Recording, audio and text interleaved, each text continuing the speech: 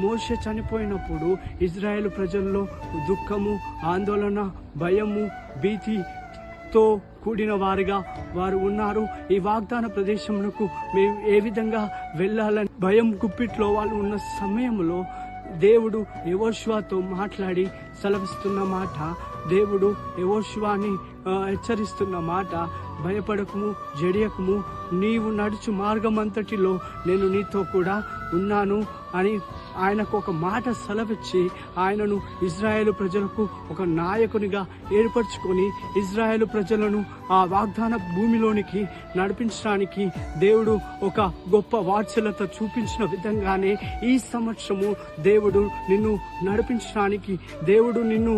వాడుకోవడానికి, దేవుడు నీ కొరకు నూతనమైన డోర్స్ ఓపెన్ చేయడానికి, నూతనమైన అవకాశాలు దేవుడు అనుగ్రహించబోవడానికి దేవుని కనుదృష్టి నీ పైన ఎప్పుడైతే పడుతుందో అప్పుడు దేవుడు నీతో మాట్లాడతాడు.